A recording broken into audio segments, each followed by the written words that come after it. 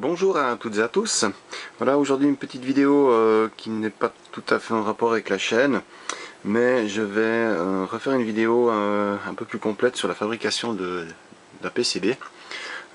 Pour un ami, là j'ai fabriqué un régulateur de tension pour un train électrique. Donc en fait il voulait mettre de l'éclairage dans les wagons. Alors certes il existe des systèmes de chez Merklin pour mettre dans les wagons, mais c'est juste une fortune. Donc pour les trois pièces électroniques qui sont dessus, ça fait vraiment très cher pour, voilà, pour pas grand chose. Donc ce qui va se passer, c'est qu'il aura un premier wagon juste derrière la locomotive en fait, comme ça.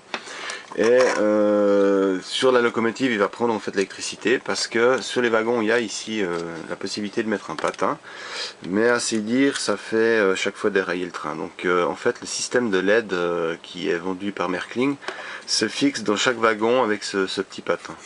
Il a fait plusieurs essais et bon, c'est un vieux qu'il a, c'est pas du tout dernier modèle, donc c'est les anciens. Et ben ça déraille à chaque fois dès qu'il met la marche arrière également, etc. Donc juste avec un seul wagon, alors si en plus il y en a une vingtaine comme il a là, et ben ça pose plusieurs problèmes. D'où est venue l'idée en fait de faire une carte qui se logera justement dans ce wagon là, et qui permettra d'alimenter une série de LED, de ces LED qu'on trouve justement en Chine. J'en ai peut-être ici. Voilà, donc il a en fait commandé ce genre de LED, voilà, comme ça, qui consomme très peu, qui éclaire relativement bien et qui va en fait coller directement dans le toit des wagons. Donc ils vont en mettre 3 par wagon et 6 dans les tout grands wagons des tout longs. Voilà, donc tout bêtement comme ça. Et il a trouvé des petits connecteurs aussi, des tout petits connecteurs pour mettre, donc il va sortir à chaque fois entre le wagon là par la petite fenêtre, et il aura un petit raccord entre chaque wagon. Voilà. Donc c'est la solution la plus simple qu'on a trouvée et surtout la moins onéreuse. Et de mon côté, comme j'aime bien m'amuser à faire ce genre de petites pièces, eh ben, j'ai fabriqué un petit régulateur, voilà, qui lui permet en fait une tension assez élevée. Donc je n'ai pas trouvé beaucoup de ces régulateurs. C'est un LM312 HVT, si je dis pas de bêtises, oui, HVT, qui permet de rentrer jusqu'à 60 volts. Parce que ce qu'il faut savoir, c'est que ces régulateurs là, ces transformateurs, pardon, pour faire en fait un changement de sens, on doit lui envoyer une tension assez élevée à la locomotive, qui va en fait commuter son sens de marche. Donc comme on a un courant alternatif et qu'on le redresse, on se retrouve avec une tension de 42 volts quand même. Et la plupart des régulateurs 12 volts pour ces LED, etc. Sont limités à une trentaine de volts. Donc voilà, on se retrouve vite qu'on est en surtension. Alors c'est pas bien long, mais j'ai fait le test, ils tiennent pas. Donc il n'y a pas eu de 36 solutions, il a fallu changer le régulateur et en trouver un qui a une plage beaucoup plus élevée. Celui-là donc va de 5 à... ce qu'il dit exactement, je ne me rappelle plus. De 5 à 60 volts, si je dis pas de bêtises. Donc à partir de 5 volts, on a une tension de sortie et on régule jusqu'à 60 volts. Voilà. Donc c'est un régulateur qui a vraiment une plage très large de fonctionnement. Ensuite on a un petit potentiomètre ici pour pouvoir régler notre tension de sortie. Et également j'ai directement rajouté dessus pour éclairer le wagon. J'ai récupéré les LED blanches sur ces LED, ces affreuses ampoules LED qui ne fonctionnent absolument pas longtemps. Elles sont vraiment pas chères, elles éclairent pas, et en plus de ça elles ont une durée de vie extrêmement courte. Donc j'ai décidé de récupérer les LED là-dessus pour les monter sur sa carte, ce qui en fait un bon petit éclairage. Voilà, donc on voit dès qu'on commence à peine en fait à donner du courant, elle s'allume déjà. On a une tension ici de... Voilà, on est déjà à 6 volts. Donc c'est clair que vu que c'est du courant alternatif, puis qu'on redresse, on a tout de suite des tensions beaucoup plus élevées. Et ensuite, voilà, là on est à fond, donc là on est à 11,96 volts. Et l'intéressant surtout, c'est que si je viens pour commuter, ce qui est important, c'est qu'on garde ici nos 12 volts. Voilà. Je sais pas si on voit bien, voilà, ici on a toujours nos 12 volts et en fait à la sortie on a 32 volts de sortie. Alors chose assez incroyable, c'est qu'il est marqué 16-24 volts, mais en réalité quand on mesure on est en dessus. je sais pas pourquoi. Donc, mais on a une trentaine de volts qui sort quand même quand on fait la commutation de sens de marche. Donc voilà, je vais passer maintenant donc à la fabrication de cette carte, hein. Donc je vais vous faire de nouveau toutes les étapes. Bon, je vais pas vous montrer comment on fait le PCB lui-même, donc la fabrication du schéma.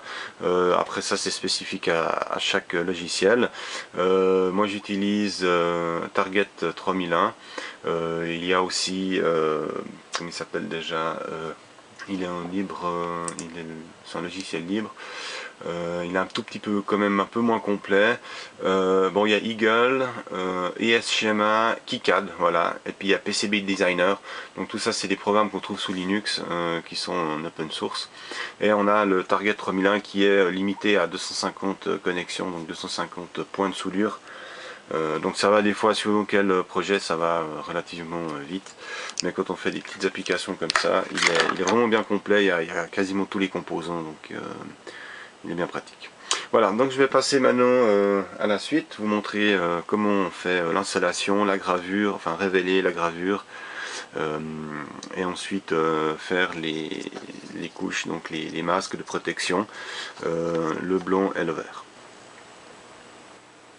J'ai imprimé sur du papier transparent jet d'encre mes typons. Donc sur le logiciel on choisit ce qu'on veut imprimer, donc on sélectionne les couches et là on fait en fait toute la partie cuivre. Pourquoi j'ai imprimé deux feuilles, c'est que je vais les mettre les unes sur les autres pour avoir vraiment une bonne épaisseur de noir, étant donné que l'imprimante fait des petites lignes, donc il y a des petits défauts. On n'est pas sûr d'avoir vraiment une bonne couverture au moment où on va passer en fait aux UV. Donc on va les mettre les unes sur les autres, puis coller les feuilles ensemble, ce qui va permettre d'avoir un masque vraiment bien noir, et avoir vraiment une bonne couverture au niveau de la protection pour la partie UV. Voilà. Donc là j'en ai imprimé plusieurs, je vais en faire 8 d'un coup. Donc ça c'est une carte qui est déjà laquée, donc avec une peinture photosensible. Juste pour info, j'avais préparé donc des cartes déjà, donc c'est des cartes, il n'y avait rien dessus, hein, donc on met de la Positive 20 qui est une résine photosensible, et j'avais mis un petit peu de scotch dit de carrossier, hein, donc du scotch de peintre. Et ben c'est pas une bonne idée, parce qu'une fois qu'on enlève le scotch, la protection, et ben les UV ne marchent plus. Donc on a un seul, on veut révéler. Et là celui-là je l'ai voulu le révéler, et ben en fait il y a une couche de protection qui se pose et ça marche pas. Donc je pense le mieux c'est de prendre une feuille de papier, de mettre donc sa carte préparée, et puis mettre deux morceaux de scotch pour le cacher. Ou alors un plastique noir, un sac poubelle ou quelque chose comme ça pour l'emballer, pour l'abriter de la lumière. Mais en tout cas pas y mettre des trucs collants, parce que là, ou alors quelque chose de spécial, parce que là vraiment ça marche plus. Donc je suis obligé de le nettoyer et puis de le refaire. Voilà, donc petite parenthèse pour la protection de ces cartes. Donc voilà, maintenant je vais coller ces deux feuilles ensemble et ensuite placer sur la carte, et on va pouvoir aller faire l'installation. Chose importante que j'ai oublié de vous dire, portez toujours des gants, même lorsque vous allez mettre le papier, enfin la feuille plastique dans l'imprimante, car s'il y a des marques de doigts, l'imprimante ça va faire des petites billes, ça va pas coller au plastique, donc ça va être gras en fait, et ça va faire des marques, ce qui va empêcher en fait l'encre de bien adhérer au plastique. Donc vraiment les gants vous en trouvez un peu partout, ça c'est pas un problème. Voilà, donc maintenant on va passer à la partie où on va mettre en place le typon. Je vais vite déballer ça, et on va mettre maintenant cette partie en place. Alors, pour des raisons d'éviter des problèmes, je vais éteindre la lumière au-dessus, là. Je vais être un petit peu dans la pénombre, mais c'est pour éviter qu'il y ait déjà une trop forte lumière sur la carte. Voilà, j'éteins juste ici. Donc on enlève la protection. Voilà, on enlève la protection. Et ensuite, voilà, je vais placer ici. Alors, je vais mettre un petit peu au milieu comme ça. Voilà. Ensuite on prend un petit peu de scotch, on va juste enlever les gants pour cette étape parce que ça colle au doigt autrement.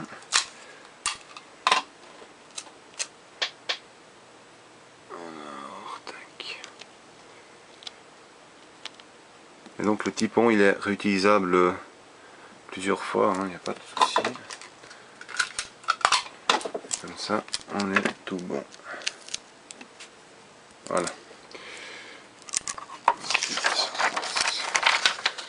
Replie le scotch derrière. Voilà.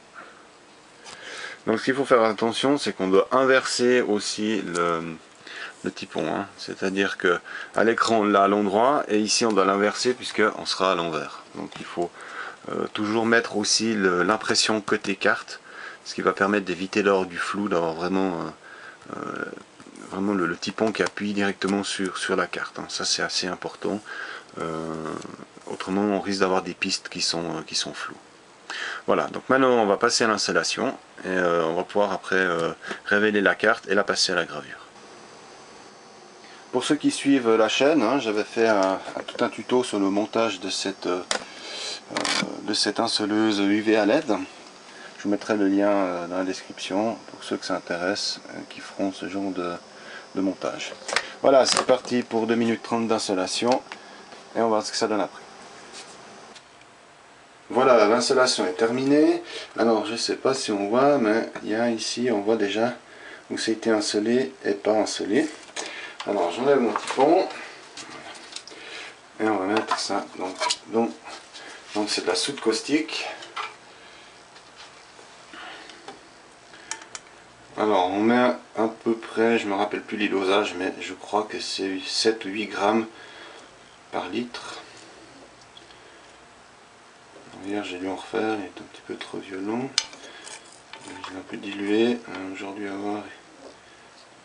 Donc, bien évidemment on porte des gants. Ce produit est réutilisable, il n'y a pas de problème. Alors s'il est un peu trop concentré, ça va même bouffer la peinture qui a été insolée. Donc c'est pour ça qu'il faut pas trop mettre de soude. Parce qu'autrement on va attaquer aussi le masque. Voilà, donc là on a quelque chose de bien. Voilà.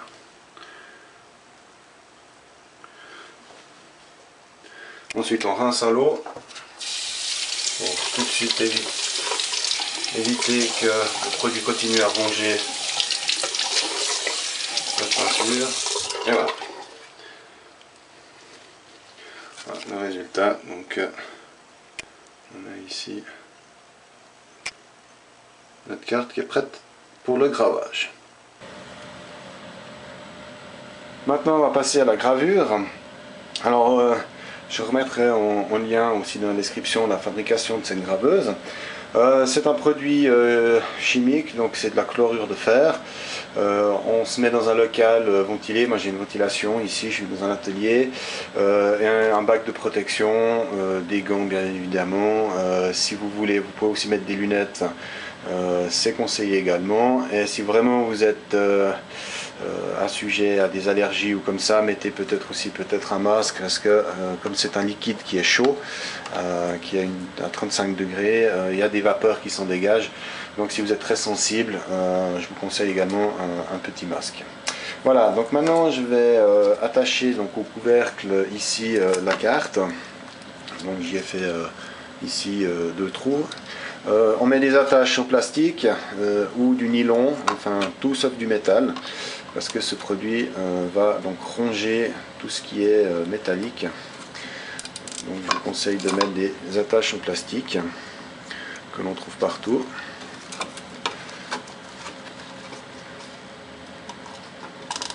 Voilà.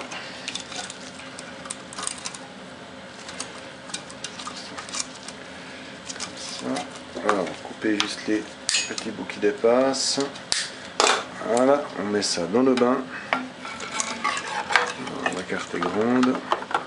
Voilà, on ferme. Et ensuite, on va mettre les bulles qui va en fait faire circuler donc la chlorure de fer, faire un mélange, et ce qui va permettre de graver.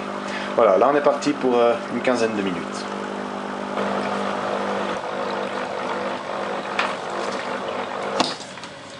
Voilà, ça fait à peu près 25 minutes que ça a gravé.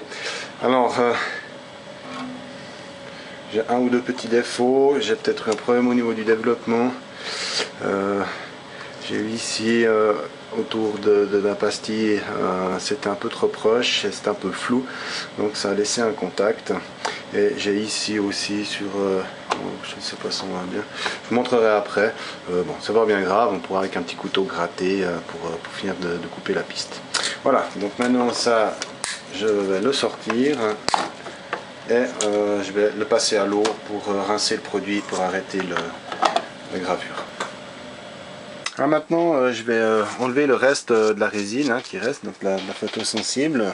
Alors là, j'utilise de l'acétone, on peut utiliser du thinner, enfin, tous ces produits qui attaquent les peintures. Et comme ça, on verra bien qu'est-ce qui reste encore. Voilà, donc on voit tout de suite là, je sais pas si on voit bien.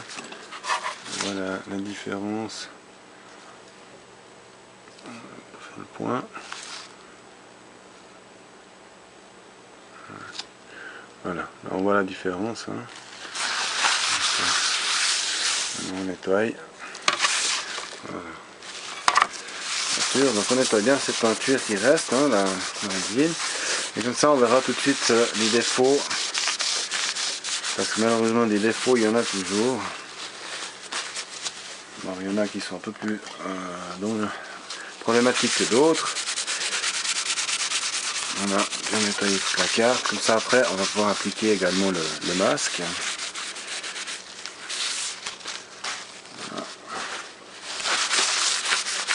On peut aussi, hein, quand vous utilisez des produits comme le thinner ou des choses comme ça, des gants et une bonne ventilation. Voilà. Alors maintenant on voit ici il y a quelques petits défauts. Comme je vous l'avais dit, donc là ici j'ai au niveau des pastilles, ça se touche, hein, donc entre la masse et le plus. Et j'avais ici aussi un petit défaut que j'ai déjà retouché avant. Donc en fait, si c'est pas bien nettoyé l'installation, en fait on peut juste gratter un peu la peinture et en fait ça va ronger. On n'est pas très précis, mais voilà. Donc en fait j'ai chaque fois le même problème sur toutes les pistes. Non, celle-là là elle est bonne. Celle-là elle est presque bonne. Celle-là aussi c'est presque bon. J'ai quand même réussi un peu à gratter, mais par exemple celle-ci là elle est vraiment pas bonne. Là on voit il y a le contact qui se fait. Donc juste gratter là. Et autrement après au multimètre quand même tester, être sûr qu'il n'y ait pas de court-circuit. Voilà, là il y a eu par exemple ici il y a eu une saleté. Hein. Voilà, là on voit il y a eu une saleté, il y a eu quelque chose. Donc c'est pas bien grave, c'est tout le plan de masse. Donc ici aussi là il y a dû y avoir une saleté, quelque chose qui fait que la peinture n'a pas été installée. Et, voilà, donc enfin plutôt l'inverse, il y a un trou et puis la peinture a été installée et justement elle se bouffe. Donc voilà, autrement le reste, je vais faire 2-3 mesures et je vais commencer donc à faire le masque vert. Voilà, maintenant je vais passer à la partie masque. Donc je vais la faire en vert. Voilà, donc c'est une peinture qui se présente comme ça. Hein. Alors ça c'est une technique, il en existe plusieurs, il existe la technique avec la sérigraphie, il existe après la technique avec un film. Ça j'ai commandé, je vais aussi tester parce que cette façon là elle n'est pas impeccable, hein, ça donne bien mais c'est pas encore ça. Par contre je pense qu'en sérigraphie ça peut être bien, j'ai un ami qui a ce qu'il faut pour faire de la sérigraphie mais c'est plutôt pour faire des t-shirts. Alors il faudrait changer les trames pour avoir quelque chose de beaucoup plus fin et pouvoir en fait avoir un rendu beaucoup plus fin qu'une impression sur t-shirt. Mais cette technique là, en ce qui concerne les cartes que je fais là, devrait largement suffire. Alors pour ce faire, donc on nettoie bien la carte, hein, là je l'ai redonné un petit coup de nettoyage avec de l'acétone. Ensuite on nettoie, on mélange bien, hein, donc bien mélanger la peinture. Alors ça on la trouve bien évidemment en Chine, c'est pas cher, c'est aux alentours des 6$. Là j'ai en vert et en blanc, le blanc on va le faire de l'autre côté pour avoir en fait les inscriptions. Étant donné que je ne vais pas faire de sérigraphie, les inscriptions seront en noir, donc je vais faire une partie en blond et l'autre partie en vert. Voilà, alors ensuite on prend la peinture et on en étale un peu partout sur la carte. Il faut pas avoir peur d'en mettre. C'est une peinture qui ne se dilue pas. C'est une peinture qui est sensible aux UV également, donc, moins sensible que la peinture photosensible qu'on utilise pour faire le masque des pistes. Mais disons qu'il ne faudrait pas faire ça en plein jour au soleil par exemple, elle sécherait instantanément. Par contre sous une lampe ça pose pas trop de problèmes. Voilà, donc là j'en ai mis bien assez.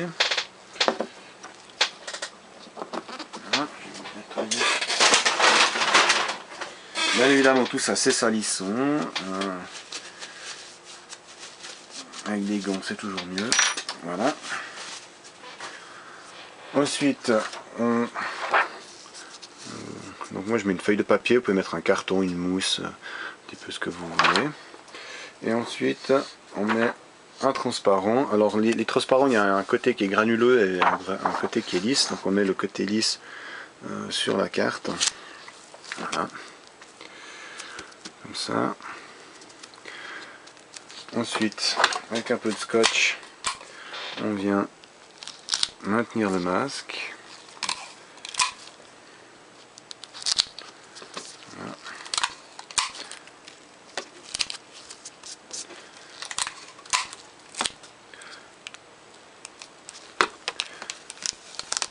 Alors faire très attention là où ça va être insolé une fois de plus, donc avoir aucun scotch ou comme ça qui vient dessus parce que la peinture ne séchera pas, donc c'est vraiment assez sensible.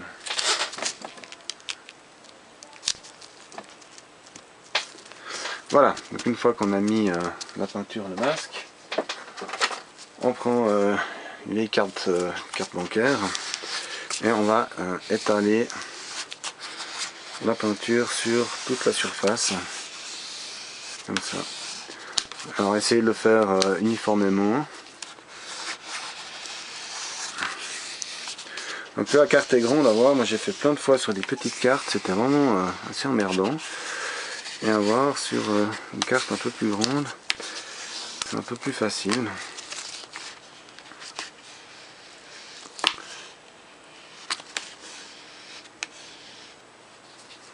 Et on va encore bien rouler, vraiment bien étaler la peinture.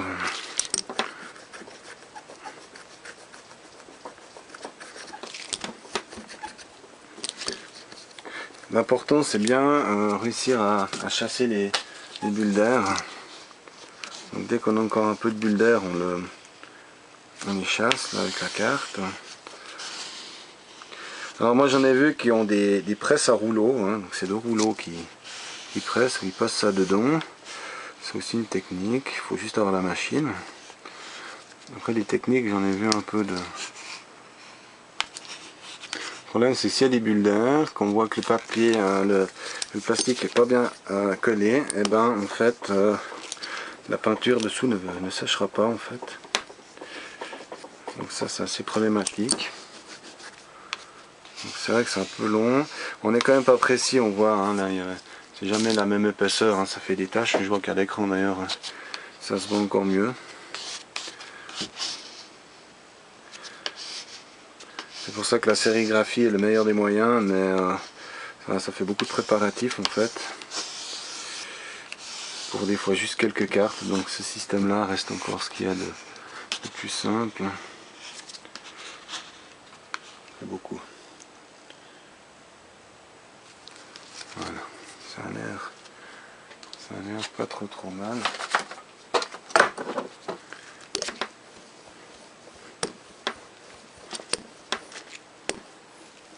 J'ai l'impression que là en haut ça va pas bien se dérouler. Alors, on peut pas être 100% tout le temps, hein. Pour ceux qui suivent sur Facebook, ils ont vu déjà les 2-3 premiers essais. Ils n'ont pas tous été concluants. J'ai eu beaucoup de peine au début à trouver comment faire exactement. Ça après, voilà, il faut trouver sa technique. Je vois qu'il y a une ou deux petites taches sur le plastique, donc nettoyer le plastique. Je vais prendre de l'alcool à brûler cette fois pour avoir quelque chose de trop agressif sous le plastique. Donc on essaie de nettoyer, il faut vraiment que ça soit bien propre. Voilà, on a quelque chose de vraiment pas trop mal. Et maintenant, eh ben, c'est de nouveau la même histoire. Donc pour on fait l'effet, qu'est-ce que je peux dire ici, voilà. Donc c'est l'effet inverse que l'on veut par rapport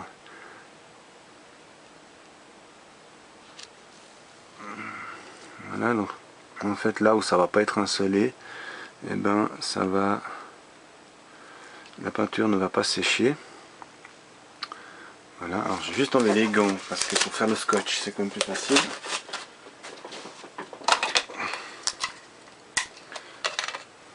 Voilà, donc on essaye de bien placer tout en iPad le plus précisément possible.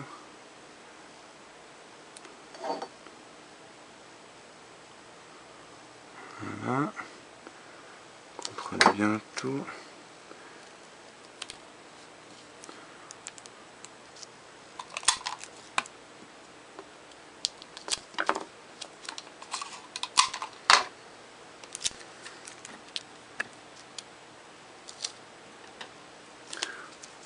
Voilà, donc là, je vais encore juste repasser une fois, nettoyer avec de l'alcool à brûler aussi le dessus là, bien sûr.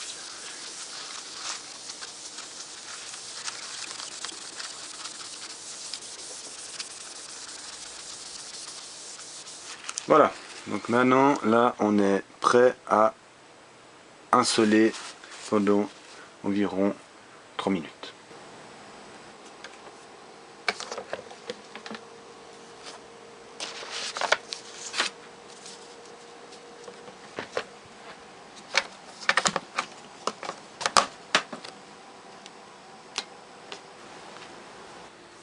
Voilà, l'installation est terminée. Alors maintenant on va voir si tout va bien. Alors on va commencer par enlever le masque ici. Alors,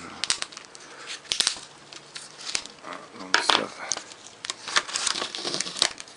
ça peut se réutiliser bien évidemment. Tac. Et ensuite on a ici donc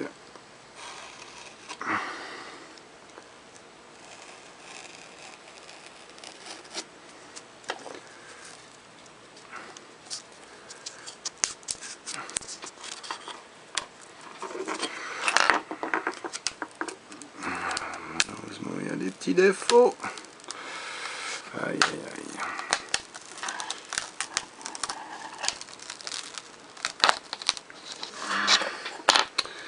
Malheureusement il y a des défauts. Ouais.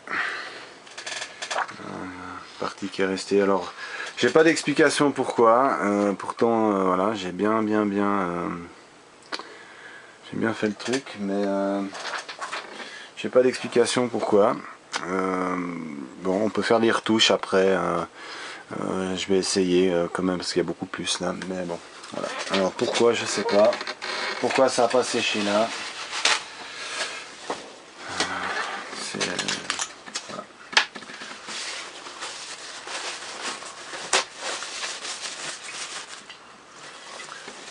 Alors là où je croyais que ça allait poser problème, c'est là où ça va le mieux. Voilà. Et puis alors on nettoie ensuite avec l'acétone. Hein. Voilà. Et en fait il va rester plus que les points de soudure.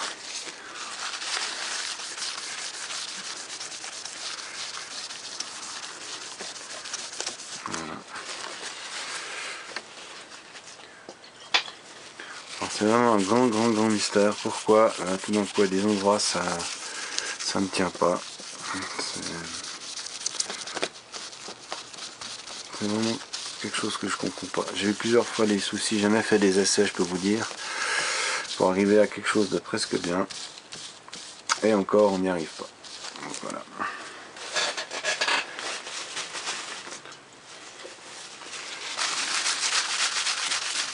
Alors maintenant la carte, je vais la mettre allez, une bonne demi-heure, 45 minutes, voire peut-être même une heure, au four à une température d'environ, on va mettre à 100 degrés environ, pendant un moment où ça va bien faire sécher le reste de la peinture. Et je vais pouvoir faire de l'autre côté la partie blanche. Après l'avoir passé au four, j'ai quand même voulu faire une petite retouche. Donc avec le pinceau, j'ai un tout petit peu mis et j'ai de nouveau donc avec la carte bancaire, j'ai de nouveau essayé de réétaler un petit peu. Là, je viens de faire l'installation. Voilà, donc à voir ça, j'ai pu faire le rhabillage. Donc je sais vraiment pas pourquoi ça n'a pas fait la première fois. Est-ce qu'il y avait encore trop d'épaisseur ou... une chose que j'ai remarqué aussi, ces feuilles là, parfois c'est pas mal de les nettoyer aussi un peu. Il suffit qu'il y ait quelques petites imperfections et j'ai vu que la peinture colle aussi dessus. Donc ça peut être aussi une solution à voir pour éviter ce genre de problème. Donc voilà, c'est pas parfait, comme je l'ai dit, hein, c'est pas la meilleure des techniques et l'important c'est de protéger quand même le circuit. Voilà, maintenant je vais passer à la partie blanche de ce côté. Donc là je vais dégraisser, je vais légèrement avec du papier de 800 légèrement poncer pour qu'il y ait de l'aspérité, pour pouvoir pour que la peinture puisse correctement coller. Voilà, j'ai fait la partie blanche aussi. On voit que c'est pas exceptionnel non plus. J'ai malheureusement eu un petit peu de vert aussi qui s'est mélangé avec. Donc bon, là maintenant je vais, je sais pas si on voit, je vais pouvoir maintenant encore juste mettre le masque qui indique les composants. Donc maintenant ça je vais faire par transfert. Et ensuite je vais pouvoir les couper, commencer à souder et tester les cartes. J'ai imprimé sur une feuille qui est faite spécialement pour faire du transfert. Elle est un petit peu plastifiée comme ça. On trouve ça sur eBay ou sur AliExpress. Il y en a qui font ça directement avec des journaux papier glacé. Mais le problème c'est qu'il y a du dépôt qui va rester. Après il faut passer à l'eau. Enfin, c'est tout un bordel. Tandis qu'avec ce papier là il n'y a pas besoin. C'est la solution pour la sérigraphie que j'ai trouvé qui est la plus simple. Donc je vais utiliser celle-là. On peut faire de la sérigraphie, hein, comme je l'ai dit avant, comme pour les t-shirts, hein, mais ça fait beaucoup de boulot pour juste une carte. Donc ça c'est la solution la plus simple. Faire un fond blond et ensuite y déposer le calque dessus. Voilà, donc maintenant je vais caler ça sur ma carte, faire ça au fer à repasser et on verra ce que ça donne. Alors maintenant j'ai donc calé mon truc. Et on va passer le fer sur ce papier.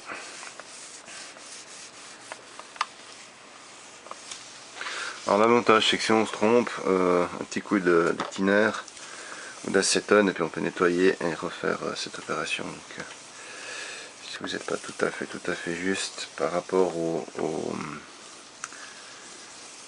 masque où il faut être beaucoup plus précis, là on est un peu plus, on peut effacer et recommencer.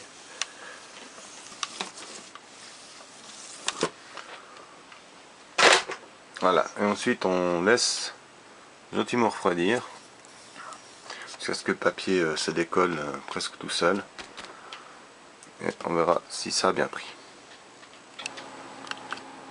Voilà, la température a bien baissé. Alors on va voir maintenant ce que ça donne.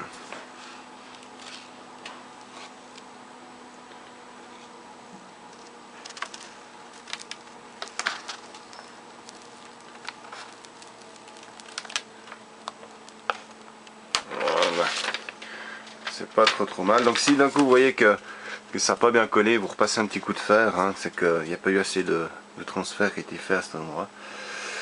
Donc voilà. Alors maintenant il ne reste plus qu'à découper, faire les trous et commencer le soudage. Voilà, j'arrive au terme de cette vidéo. Je les ai coupés, j'ai percé, donc voilà à quoi ressemble donc la carte une fois finie. Alors c'est vrai que des fois quand on voit la grande plaque, ça fait pas très beau parce qu'on voit les différences de couleurs entre les plaques. Mais une fois que on a posé le masque et puis qu'on a fait la sérigraphie, et ben on se retrouve avec quelque chose de quand même pas si mal que ça pour de l'amateur qui fait ça vraiment pour s'amuser. Donc voilà, c'est une technique, c'est peut-être pas la meilleure que j'ai. Si vous en avez une meilleure, je suis toujours preneur. Alors bien évidemment il y a la sérigraphie, hein. Ça c'est sûr que c'est le meilleur des moyens.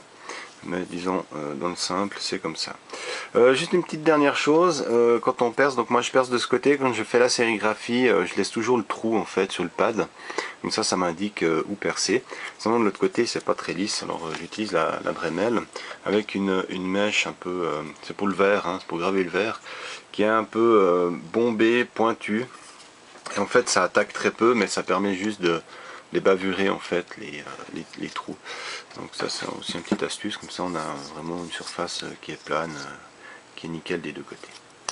Voilà, il ne reste plus qu'à faire le montage, les essais, je vous épargne les heures de soudure et de test. Vous l'avez vu fonctionner, donc la version finale qui était là, vous avez vu en début de vidéo.